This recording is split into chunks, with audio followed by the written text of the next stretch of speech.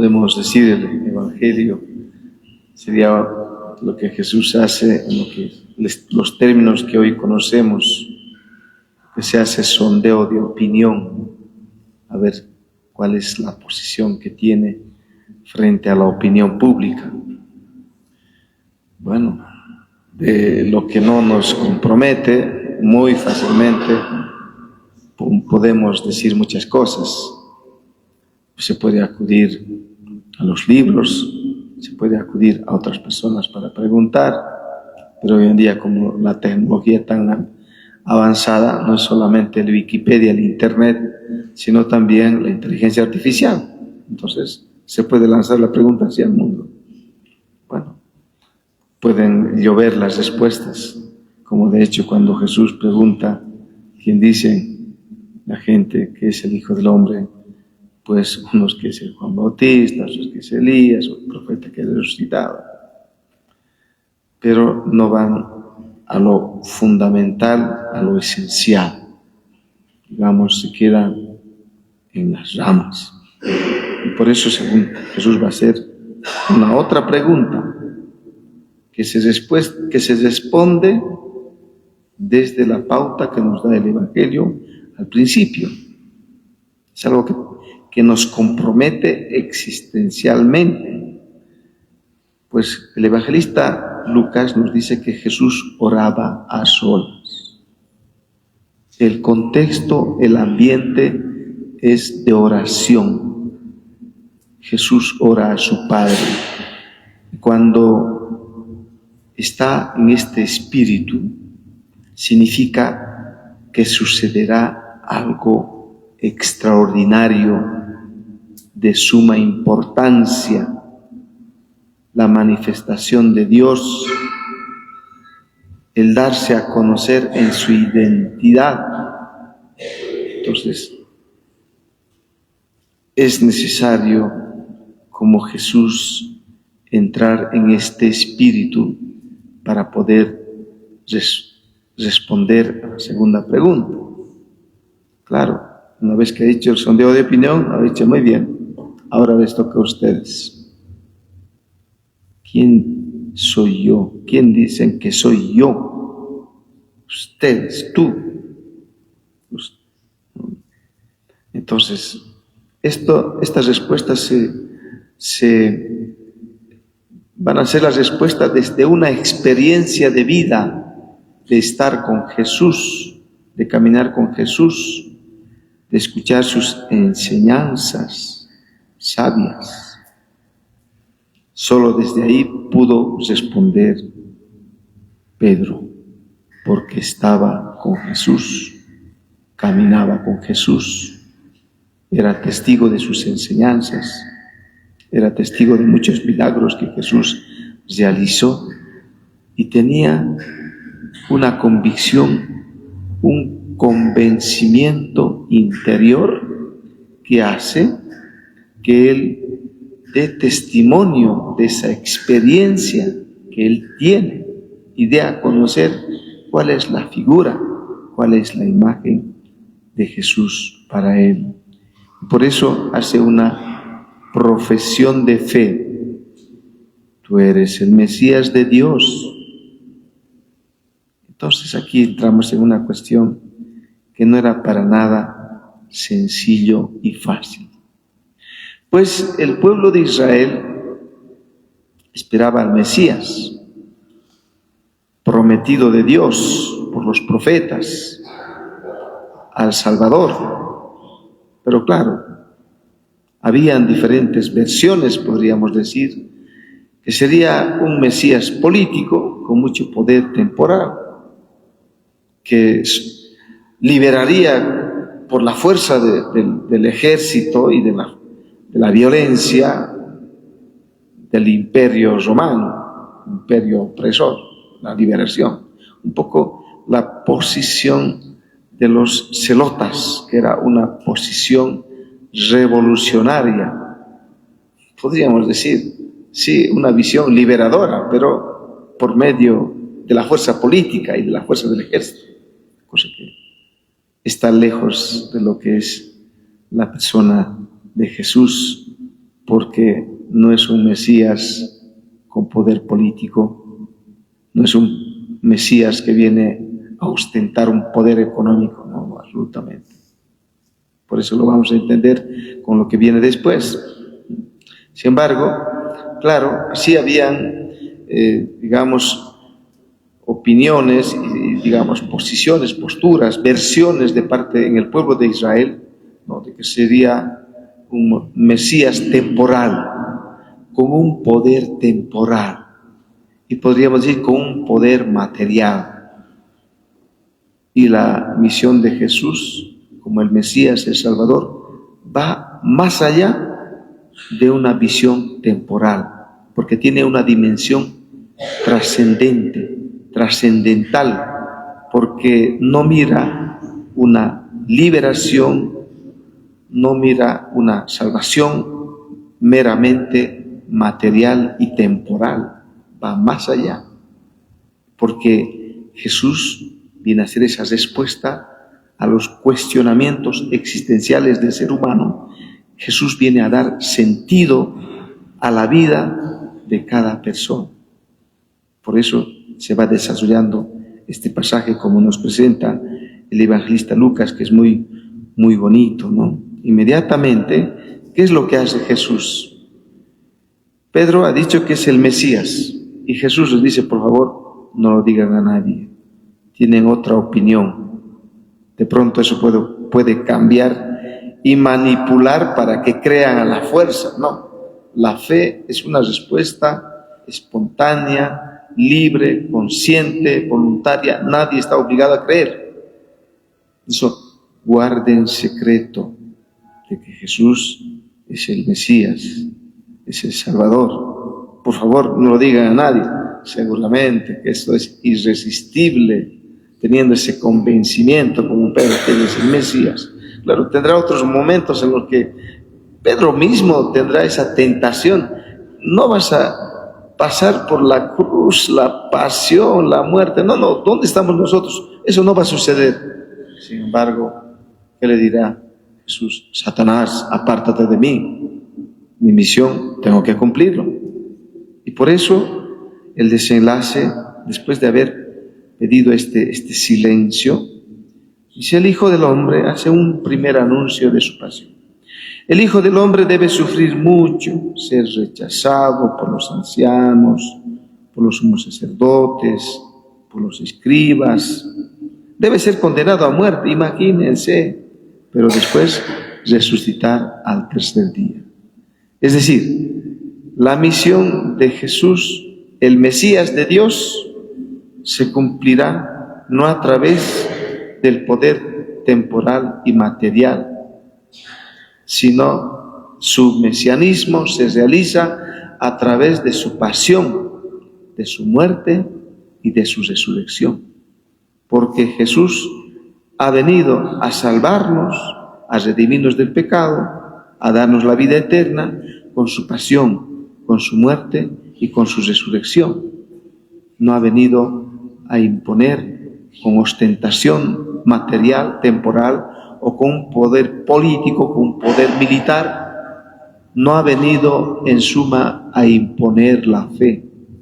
Y la fe, por eso, de alguna manera, es un acto de voluntad, libre, consciente, voluntario, porque estamos aquí, porque creemos en Dios y porque queremos cultivar nuestra fe y creemos en Jesús, que Él es el Mesías, que Él es el único Salvador, ¿no? Entonces, por eso Jesús dice, esta es la imagen. Por lo tanto, de esa forma va a cumplir su misión el Mesías de Dios. Inmediatamente, Lucas, con mucha habilidad, nos dice cuál es la consecuencia de esta imagen del Mesías, del Salvador. A ellos se dirigen porque están siguiendo a Jesús. El que quiera seguirme, que renuncie a sí mismo. Es decir, ponerse no en primer lugar, sino en su segundo lugar. Y no solamente eso, si quieren ser los primeros, háganse los últimos, dirá Jesús en el Evangelio. No busquen ostentación, no busquen poder, busquen una vez más, como Jesús, la condición de siervo de Yahvé, siervo sufriente. Entonces el camino de la humildad, y podríamos decir el camino de la humillación a la que Jesús fue sometido. Y por eso, para seguirle, Jesús lo dice claramente, que cargue con su cruz y me siga, pero dice, me siga cada día, no solamente un día con entusiasmo, el otro día no, el otro día no. Dice Jesús, el seguimiento tiene que ser constante, perseverante, cada día, cada día. Entonces, porque de lo contrario, como dice el Evangelio, el que quiere salvar su vida la perderá, el que pierda su vida por mí la salvará. Entonces ahí está la salvación. Nos unimos con este Jesús, Mesías, Salvador, Mesías de Dios, pero a través de la cruz, a través del sufrimiento, a través de la muerte, podemos llegar a participar de su muerte y de la gloria de su resurrección. Es el contexto, la esencia, lo fundamental. Entonces, para nosotros, para poder profesar nuestra fe, entonces nos prepara el evangelista Lucas. Es necesario un encuentro personal con Jesús, porque nuestra fe, decía ya el Papa Benedicto, no es simplemente una doctrina que hay que aprender. Decía, es la experiencia del encuentro personal con Cristo. Está en el fondo de nuestra fe, está la persona de Jesús. Y si nosotros no tenemos esa experiencia de Dios, ese encuentro personal con Cristo, ¿qué podemos profesar? Y por supuesto que después tendrá que tener consecuencias si creemos en Cristo, si asumimos la cruz, ¿no? Porque como Jesús ha sido sometido a la humillación, como Jesús ha sido calumniado, inocentemente acusado, inocentemente enjuiciado, inocentemente ejecutado. ¿Cuántas veces tenemos que dar testimonio de nuestra fe y ser signo de contradicción en el mundo? Cuando se habla de violencia, nosotros hablamos de no violencia. Cuando se habla de privación de derechos de otras personas, nosotros hablamos de defensa de los derechos humanos. Cuando se habla de guerra, nosotros hablamos de paz. Entonces ahí está la consecuencia un poco así de nadar contra corriente, y es lógico y es consecuente con nuestra fe. Entonces no ir con la lógica del mundo, con la corriente que tanto insiste este mundo de la violencia, del odio, de la división, y esa no es la lógica de Jesús. Bien, ¿por qué nos ha puesto la liturgia, la primera lectura, la segunda lectura? La esencia está en el Evangelio. En la primera lectura hay como una prefiguración del Mesías Salvador. En el pueblo de Israel ya existía esta imagen que Jesús va a dar, porque dice que ellos mismos mirarán hacia mí cuanto al que ellos traspasaron. Nos viene a la figura del Mesías, del Mesías, del siervo de Yahvé. Entonces prefigura la persona de Jesús. Y aquí dice también, lo llorarán amargamente, como se llora al primogénito. Está ahí el escenario de la pasión, de la muerte. El que ha sido acusado inocentemente, el que ha sido condenado injustamente. Después habla de la Hadad, Simón y Megiddo, y todas esas cosas que representan símbolo del desastre y al mismo tiempo de la victoria. Son contradicciones que existen ya en el pueblo de Israel. Pero para nosotros en el fondo está la persona de Jesús. En el fondo cumple su misión Jesús a través de su pasión, a través de su muerte y de su resurrección. Y bien, nos ha puesto una segunda lectura, ya que estamos en ese camino de la fe, de seguimiento de Cristo. Entonces, aquí nos dice, por la fe somos hijos de Dios. Sí, pero es este acto de voluntad libre, consciente, voluntario, porque la fe nos une con Jesús, ¿no? Y nos hace hijos, porque somos hijos en el Hijo por la fuerza y el poder del Espíritu. y nos está haciendo referencia Pablo, pues que habiendo sido bautizados en Cristo, porque con el bautismo nos hemos incorporado a Cristo, porque con el bautismo nosotros somos parte de Cristo, y por nuestro bautismo nosotros somos miembros de Cristo, pero al mismo tiempo partícipes de su vida y de su misión en el mundo, así como lo somos por nuestro bautismo, miembros de la Iglesia, partícipes de la vida y de la misión de la Iglesia, de cuya misión no podemos ser indiferentes, pues cuando se habla de cristianos, somos también nosotros. Cuando se habla de católicos, lo somos también nosotros. Cuando se habla de iglesia, lo somos también cada uno de los bautizados, y no solamente la jerarquía, podríamos decir, o el clero, sino todos y cada uno de los bautizados. Como dice así, habiendo sido bautizados en Cristo, así, han quedado revestidos de Cristo, ¿no? Así está la imagen de Jesús. Entonces, en el seguimiento de Cristo nos revestimos de Cristo, es decir, somos otros Cristos, estamos llamados a ser otros Cristo. De manera que ya no hay diferencia, que es bonito esto lo que dice aquí, una consecuencia de la fe. En la fe somos todos hermanos, no hay pobres, no hay ricos, no hay paganos, no hay no judíos, no, todos del campo, del pueblo, que no tiene de un color, de otro color político, indiferentemente a todo. En primer lugar somos hermanos, la fe nos hermana, esa es una consecuencia, entonces, de construir, rompiendo barreras, fronteras de cultura, de raza, de condición, de partido político, de ideología, de tantas cosas, pero en la fe nos sentimos hermanos, ¿no? Entonces es una consecuencia en el seguimiento de Cristo. Tenemos que construir justamente, nosotros tenemos que construir puentes entre las personas, entre las razas, las culturas, los partidos. No podemos construir muros, murallas, como decía Papa Francisco, ¿no? Que nos alejan, los muros del odio, los muros de la indiferencia, los muros de la violencia, ¿no? De las amenazas, la siembra del terror, ¿no? Lamentablemente somos víctimas también de eso.